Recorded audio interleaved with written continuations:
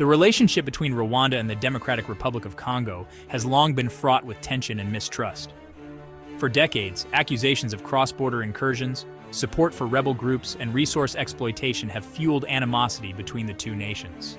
Rwanda, still grappling with the legacy of the 1994 genocide, has consistently maintained its innocence in the face of accusations from the DRC government.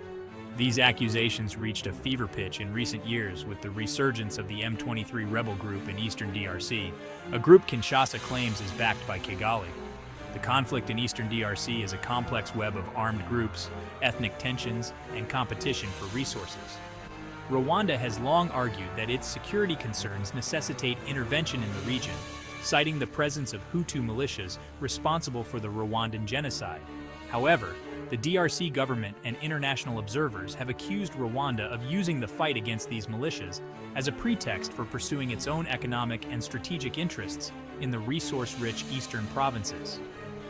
The presence of Rwandan troops in the DRC has been a particularly contentious issue. The Rwandan government has consistently denied any deployment of its forces across the border, maintaining that any Rwandan presence in the DRC is limited to diplomatic and humanitarian efforts.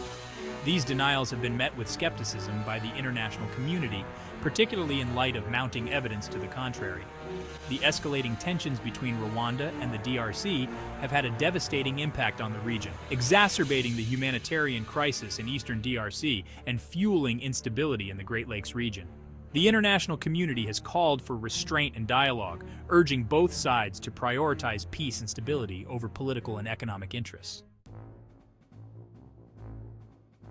Paul Kagame, the enigmatic president of Rwanda, has been a central figure in the unfolding drama. Known for his sharp intellect and unwavering self-assurance, Kagame has repeatedly and categorically denied any Rwandan military presence in the DRC. In interviews with international media outlets, he has dismissed accusations as baseless propaganda, part of a concerted effort to tarnish Rwanda's image and undermine its stability. We have no interest whatsoever in destabilizing the DRC. Our focus is on our own development and security. He went on to accuse the DRC government of harboring anti-Rwandan sentiments and using Rwanda as a scapegoat for its own internal problems. Similarly, in an interview with Al Jazeera, Kagame dismissed allegations of Rwandan troop deployments as fabrications and lies, accusing the international community of bias and double standards. He argued that Rwanda was being unfairly targeted, despite its efforts to promote peace and stability in the region. These denials have been a cornerstone of Kagame's rhetoric, a carefully crafted narrative of Rwandan innocence in the face of international pressure. However, the UN report, with its irrefutable evidence, has shattered this narrative, exposing the hollowness of Kagame's claims and casting a long shadow over his credibility. The findings of the UN report, released in June 2022, sent shockwaves through the international community. The report, compiled by the UN group of experts on the DRC, presented irrefutable evidence of Rwandan troop presence and military operations within Congolese territory. Based on eyewitness accounts, satellite imagery, and intercepted communications, the report detailed how Rwandan forces had been operating in eastern DRC for months, providing direct military support to the M23 rebel group. The report meticulously documented instances of Rwandan troops crossing the border, establishing military bases, and engaging in combat operations alongside M23 fighters. It included photographic evidence of Rwandan military equipment and uniforms within the DRC, as well as testimonies from villagers who had witnessed Rwandan soldiers firsthand. The report's findings directly contradicted Kagame's repeated denials, exposing the Rwandan government's carefully constructed narrative as a fabrication.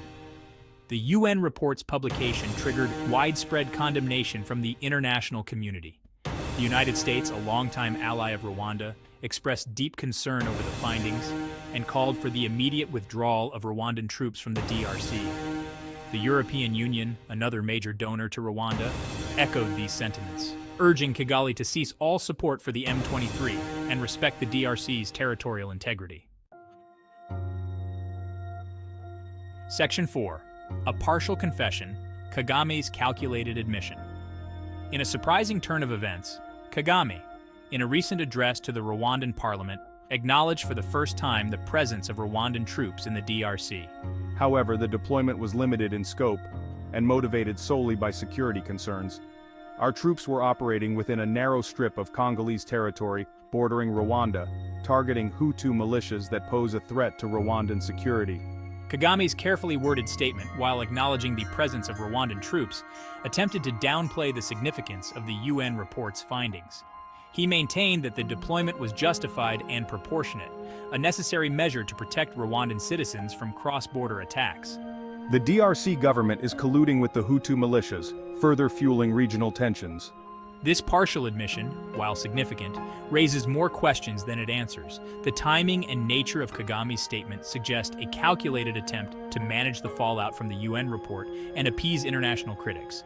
By acknowledging a limited troop presence while maintaining a narrative of self-defense, Kagame seeks to deflect blame and preserve Rwanda's image on the international stage.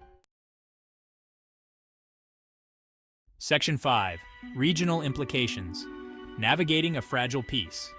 Kagame's admission has significant implications for the already volatile Great Lakes region. The DRC, outraged by what it perceives as Rwandan aggression, has accused Rwanda of violating its sovereignty and supporting terrorist groups. We demand increased international pressure on Rwanda and the immediate and unconditional withdrawal of all Rwandan troops from our territory. The resurgence of the M23, fueled by alleged Rwandan support, has exacerbated the humanitarian crisis in eastern DRC. The fighting has displaced hundreds of thousands of people, creating a dire situation for civilians caught in the crossfire. The conflict has disrupted our lives, our homes, and our families. We are suffering, and we need help. The conflict has also disrupted trade and economic activity, further destabilizing the region. The international community faces a critical juncture in its engagement with the DRC and Rwanda. The UN report's findings have shattered the fragile peace in the region, exposing the limitations of existing peacekeeping efforts and highlighting the urgent need for a more robust and proactive approach. Section 6. The International Response, a call for accountability and transparency. The international community's response to Kagame's admission has been cautious and measured. While acknowledging his partial confession, many countries and international organizations have expressed concern over the limited scope of the admission and the lack of transparency surrounding the Rwandan deployment. There are calls for an independent investigation into the full extent of Rwandan involvement in the DRC conflict, as well as accountability for any human rights abuses committed. The UN Security Council, tasked with maintaining international peace and security, is under pressure to take decisive action. Some member states are pushing for targeted sanctions against Rwandan officials implicated in the conflict, while others advocate for increased diplomatic pressure and support for regional peace initiatives. The situation in eastern DRC remains volatile and unpredictable. The international community's response will be crucial in determining the trajectory of the conflict and the future stability of the Great Lakes region. A failure to address the root causes of the conflict, including the presence of foreign armed groups and the illegal exploitation of resources, will only perpetuate the cycle of violence and instability that has plagued the region for decades.